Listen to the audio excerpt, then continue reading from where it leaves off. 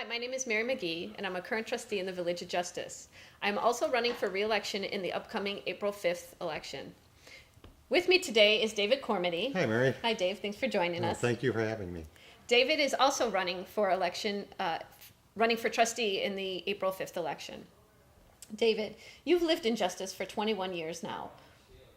Why did you want to run now for trustee, and what do you think your qualifications are for trustee? Okay, well, first, just as to why I'm running now. In no time in our history, even in the United States and even in the Village of Justice, have we been in the situation we're in. Federal and state governments have deficits, which means that local funding is not going to be what it was in the past. This is very important because that means us in the village here have to do a much better job in terms of how we make decisions, the kind of decisions we make, that we don't make mistakes once we decide that we're going to do something, because we're not going to have a local or state or federal government that's going to be able to help us if we don't do the right thing. Right. Now, why am I qualified to do this? Because one, in business, I have been responsible for budgets 12 times the size of the Village of Justice, and also I've had up to 1,000 people under my responsibility. But in business, you're telling people what to do, or you're empowering them and you're enabling them. Government's not like that. You lead in both, but in government, and I have 7 years experience as a school board member in Indian Springs School District 109. And what we've done in that district during my tenure was we built approximately 20 classrooms. We got a Standard & Poor's A bond rating from Standard & Poor's, and what that means is that only 10% of the school districts get that. It's a huge achievement of fiscal responsibility. Built a gymnasium in Wilkins.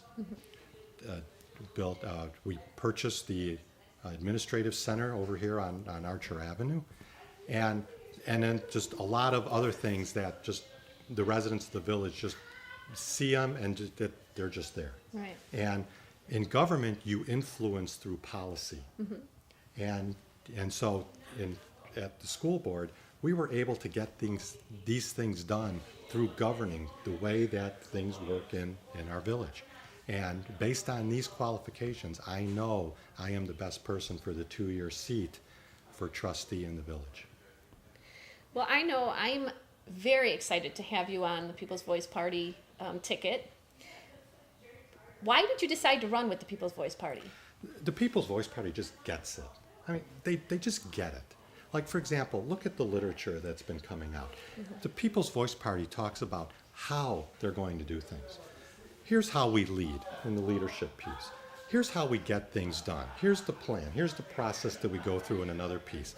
In another piece, here's how we make sure we don't make any mistakes. Here's how we make sure that we're spending the taxpayers' money wisely, that we're getting the maximum value out of every tax dollar. There's a family values piece that says, here's the things that we've done through policy and through bidding in order to make things better for the families in justice.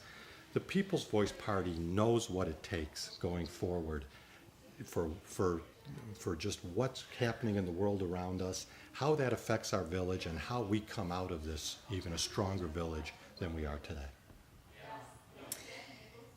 This April 5th election, we've been stressing that this is very important for the residents and the voters to come out. In your opinion, why do you think this local election is so important to the residents and the voters of Justice? It's so interesting, Mary, because it's such a paradox. Local elections get such a low turnout compared to federal and state government. And I think it's because on the federal and state, it's on TV all the time. Yet what the Village of Justice residents need to understand is when something happens at a village board meeting on a Monday, on Tuesday, it's happening. It's affecting you.